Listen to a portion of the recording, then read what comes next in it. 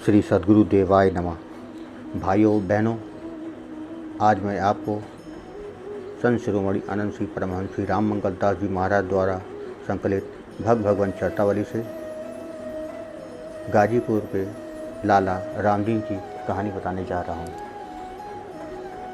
महाराज श्री ने बताया कि गाजीपुर जिले के एक लाला रामदीन आए थे। वे दुर्गा जी के भक्त थे। एक दिन रात में भगवती ने कहा, तुम राम मंत्र ले लो, हम भी राम मंत्र जपते हैं। हमारे सामने राम जानकी की छटा हर समय रहती है।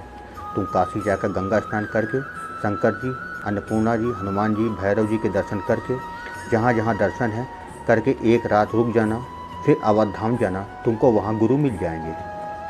वे काशी आए, जैसा भगवती ने बताया ठीक वैसा ही किया। फिर सुबह माधवराज आए, जैसा भगवती ने बताया उसी प्रकार सब किया। त्रिवेणी में के हाथ जोड़कर कहा, हम अवध जाते हैं, दुर्गा माता ने कहा है कि तुमको वहाँ गुरु मिलेंगे। लाला जी के साथ दो लोग और थे।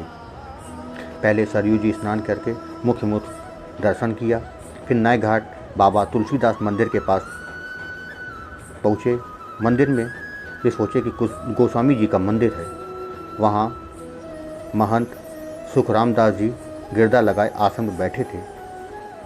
लाला एवं उनके साथियों ने उनकी दंडवत की और कहा, हमें राम जानकी मंत्र देकर मार्ग बताओ जिससे बोध हो जाए। महंत जी ने कहा, हमको खुद बोध नहीं है, हम तुमको क्या बोध कराएंगे। हम तो भोग भोगते हैं, अच्छा अच्छा भोजन, अच्छे अच्छे कपड़े, मान बढ़ाई में मस्त हैं। तब लाला जी राम घाट पर आए, मौनी बाबा के पास। वहाँ रामधुन होती थी। जब बंद हुई तब लाला जी ने अपना सारा हाल बताया। तो मौनी जी ने कहा, हमारे बड़े महाराज की परंपरा में एक सिद्ध संत यहाँ रहते हैं। वे पढ़े लिखे नहीं हैं। उनका नाम श्री बेनी माधव दास जी है। वे गोरे गोरे दोहरी दे के हैं, एक लंगोटी रखते हैं, उनको जाड़ा घाम नहीं लगता। यहाँ से एक फरलांग पर एक कोठरी है, उसमें एक चेला राम मंगल दास रहता है।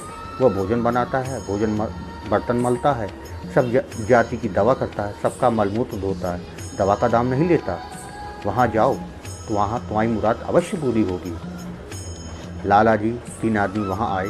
शाम हो गई थी। महाराज श्री परमहंस श्री बेनी माधव दास जी महाराज रोज़ कथा में मनीराम की छावनी जाते थे। 1 घंटा बैठ के हनुमान जी होकर आते थे। महाराज जी पग धो के बैठे थे, हम भी बैठते थे। लाला जी महाराज जी की दंडवत करके बैठ गए, फिर अपना हाल बताया। महाराज जी ने कहा, कल आओ। लाला जी अपना नेम करके 3 मूर्ति 10 बजे आए। हम 10 पर भोजन तैयार करते थे। महाराज जी ने भोग लगाया, सबको पवाया, फिर बैठक भई। महाराज ने कहा, तुम्हारा हाल गंगा जी, सरस्वती जी, जमुना जी। हम ध्यान में बैठे थे तो प्रकट हो गई थी, शुक्ल वस्त्र धारण किए थे। कहा था कि यह लाला रामदीन बड़ा सीधा जीव है। हमसे नहाकर प्रार्थना किया था कि हम अयोध्या जाते हैं, हमें गुरु वहाँ मिलेंगे। दुर्गा माँ का यह आदेश हुआ है, आप कल्याण के रूप हैं, इसका उद्धार कर दो। जब से सृष्टि भगवान ने रची है तब से 84 में चक्कर काटता है। अब इसका समय आ गया है।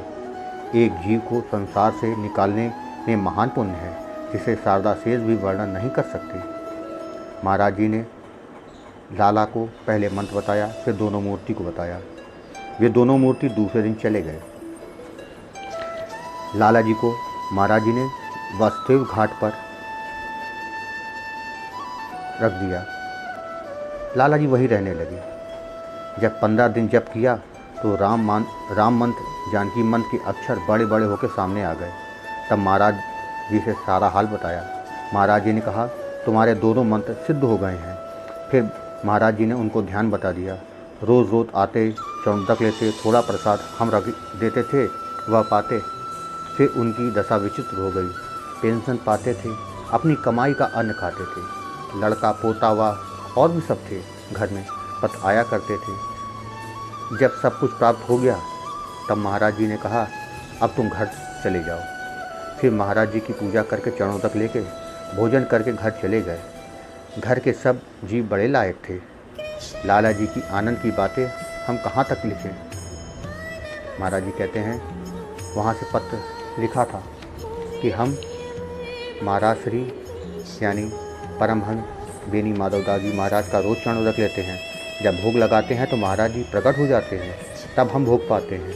जब हमें प्यास लगती है तो महाराज जी को जल अर्पण करते हैं, तब महाराज जी जल पीते हैं। जो छोड़ देते हैं उसमें हम जल मिला के पीते हैं। यह लीला रोज़ होती है। 6 माह पहले उन्होंने कहा कि हम फलाने दिन शरीर छोड़ेंगे। जब वह दिन आ गया तो सबसे कहा भोजन कर लो। सबने भोजन किया, आपने स्वयं भी किया। 1 घंटे बाद सबसे कहा हमारा समय आ गया है, जिसका जिस देवी देवता से प्रेम हो उसमें लग जाएं, उसका कल्याण होगा। फिर कहा देखो विमान चालक कह रहे हैं चलो, बस बैठे और शरीर छोड़ दिया। बोलो श्री सद्गुरुदेव भगवान की जय। आपको ये कथा कैसी लगी कमेंट बॉक्स में ज़रूर बताइएगा।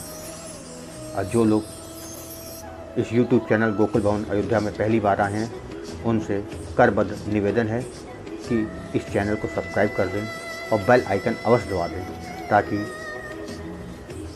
आने वाले नोटिफिकेशन उनको लगातार मिलते रहें। बोलिए श्री सद्गुरुदेव भगवान की जय।